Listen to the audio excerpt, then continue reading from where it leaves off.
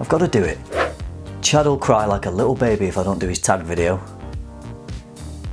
Hi everyone, welcome back to FRAG-MENTAL. I've got a tag video for you today, yay! Stay tuned to FM.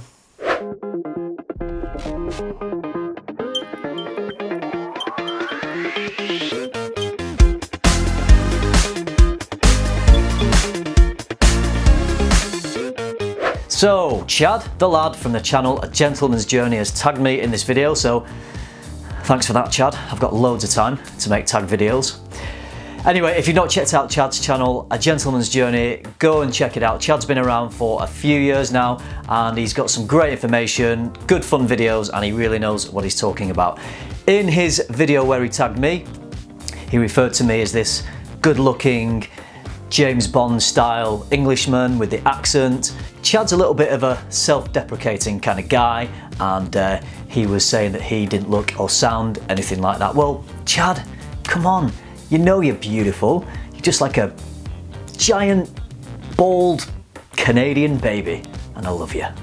So the subject of this tag video is to come up with fragrances that we smell a lot in our own communities. So I just thought I'd extend the parameters of this tag video. So rather than it just being fragrances that I encounter in my community, I'm gonna make this about fragrances I encounter in my day-to-day life. So I end up traveling around a little bit to different cities. So these are gonna be fragrances that I encounter at work, fragrances maybe if I take a trip to London or elsewhere in the country. So these are just scents that I encounter the most in my life. The first one is Camel by Zoologist.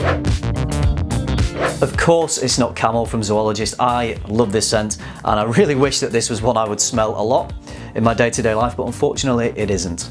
But lovely scent nonetheless. Let's get into the proper scents. The first one is the same as one of Chad's. It'll come as no surprise, Dior Sauvage. I think there's a reason why this is so popular. The first one is that it's a really nice smell. It's a very mass appealing smell, very crowd pleasing. It's just everywhere, buses, billboards, magazines. So marketing money really does push a product into our public consciousness. And when people who maybe don't know a lot about fragrances are wanting to go into a store and buy something, they'll see something very familiar. They're already familiar with this through seeing it via all the marketing, and it'll be an easy choice. They think it must be good because they see it everywhere. And also the smell of this is a very modern, mass-appealing, crowd-pleasing, fresh scent. It's very versatile and it's got a really nice set of top notes to it as well. So when people smell this on paper, it's instantly very appealing. It isn't one of the most expensive fragrances out there. It's not one of the cheapest either. So all those things combined make this one a bestseller. That's why I smell this one quite a bit.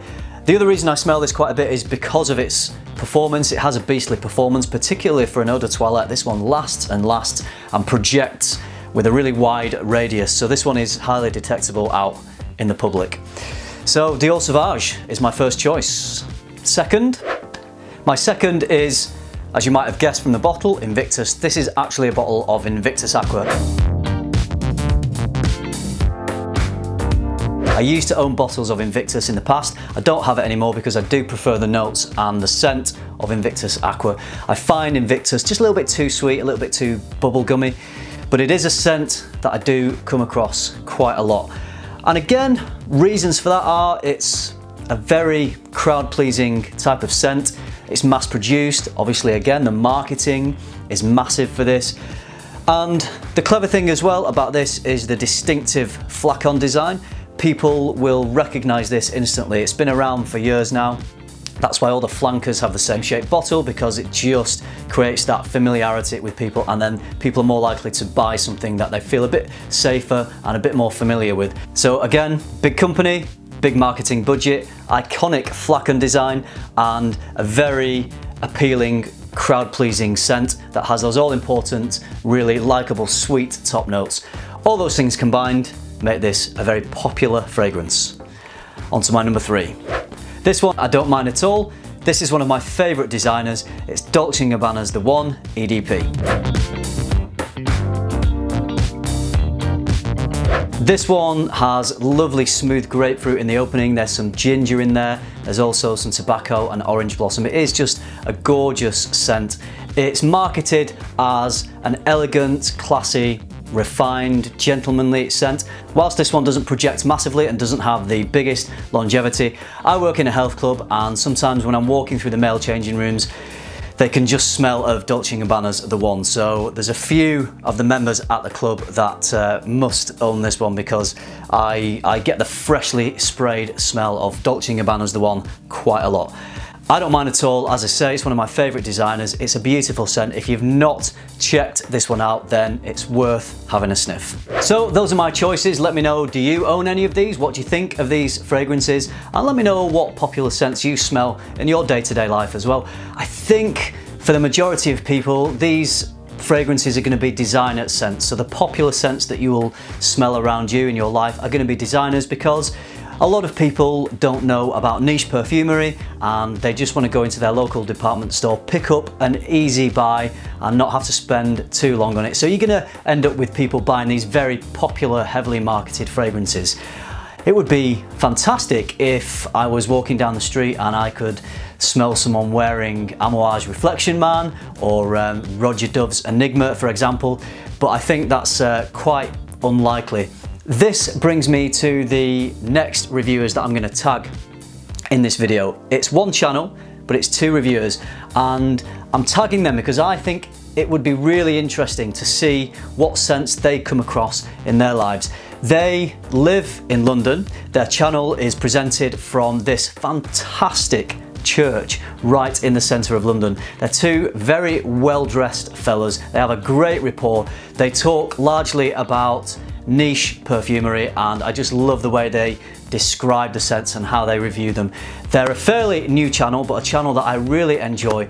I'm going to tag Wafts from the Loft. So guys, I hope you can find the time to shoot this tag video in that fantastic church of yours. Hopefully maybe I can come down to London and do a collab with you in that church. If I'm down, I'll give you a shout, and that'd be great. So I'd be really interested to see what scents you come across in your day-to-day lives, because I think the lives that you maybe have down there in central London, you look like very well-dressed gentlemen, so I'm not sure of the social circles you move in or the kind of people you come into contact in your day-to-day lives, but I'd be really interested to see if your list is comprised of these very popular designers or if there's a few different things in there. So no rush.